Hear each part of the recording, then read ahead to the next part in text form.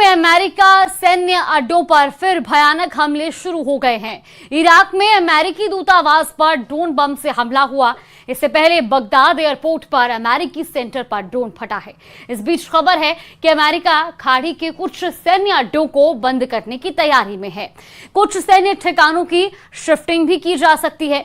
इधर दोहा में ईरान ने अमेरिका से बात तक नहीं की है, जिसके बाद ट्रंप ने इमरजेंसी वॉर मीटिंग बुलाकर खौफनाक ऑर्डर दिया है।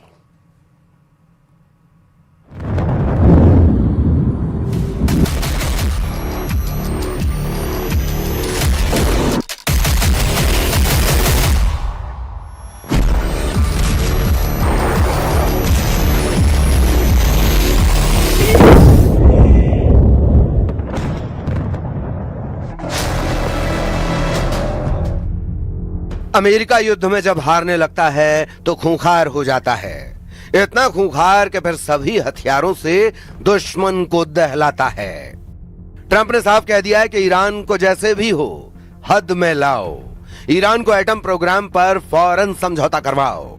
अगर ईरान नहीं तैयार होता है तो फिर B-2 से बमबारी करो या टॉम हॉक से मारो, F-35 से हमला करो या मिनटमैन फोड़ो।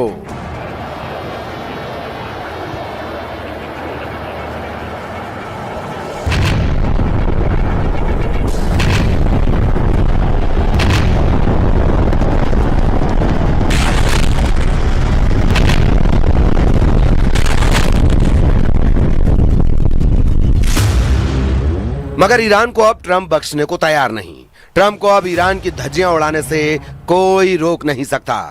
ट्रंप की ईरान ने इतनी परीक्षा ले ली है कि वो होश खो बैठे हैं।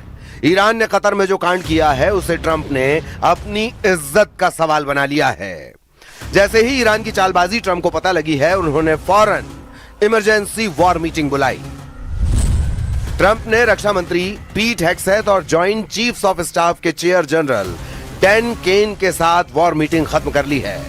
मुमकिन है जल्द ट्रंप फिर से ईरान को फोड़ने वाला ऑर्डर रिलीज कर दें।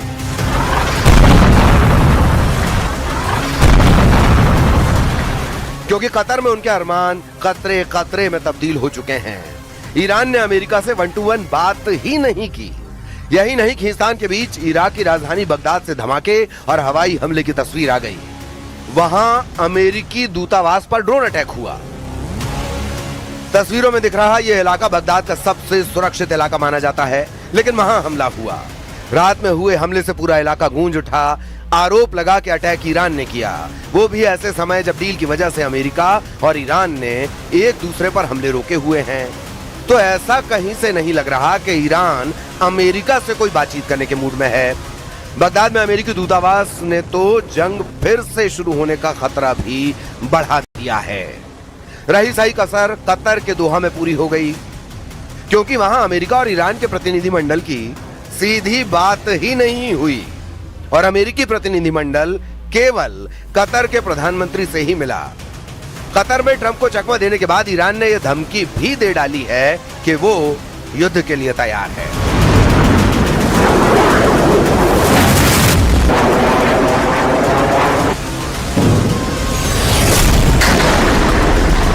ما نسبت به تفاهم نامه مصریم، یعنی ما هم در حال گفتگو هستیم، هم اگر گفتگو رو نخوان اجرا بکنن آماده جنگ هستیم و عکس العمل نشون میدیم و حتما طبق اون کار رو دنبال میکنیم।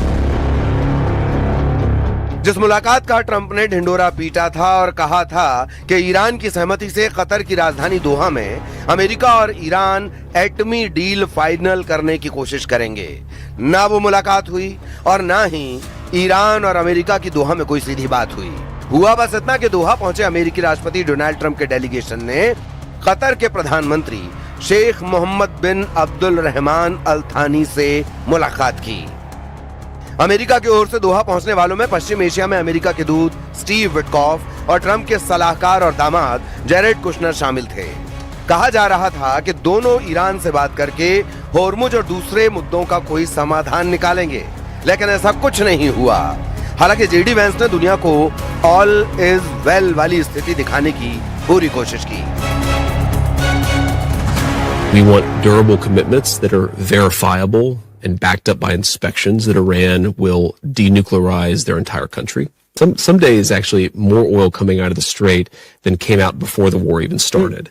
So there's this element of the, where the world oil economy is kind of getting back into gear. That's going to take a little bit of time, but you've already seen the prices come way down.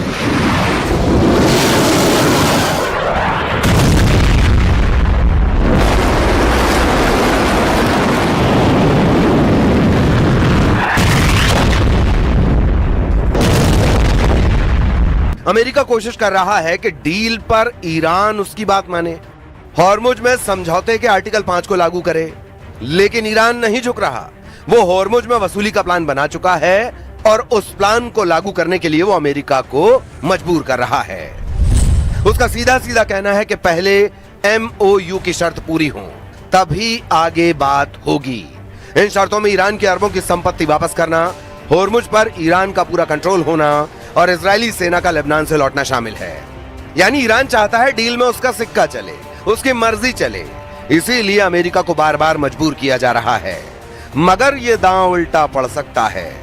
Israel इसी फिराक में है कि एक बार Trump का mood बदले और फिर ईरान को अच्छे से सबक सिखाया जा सके।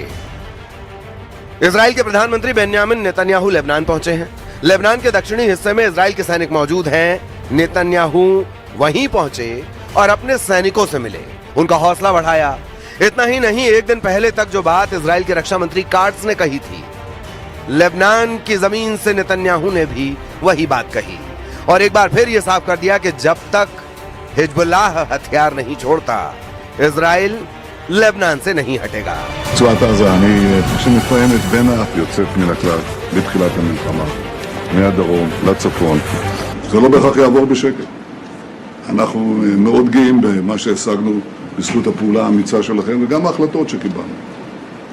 וההתעקשות שלנו שאנחנו לא יוצאים מדרום לבנון עד שהאיום לא בטל.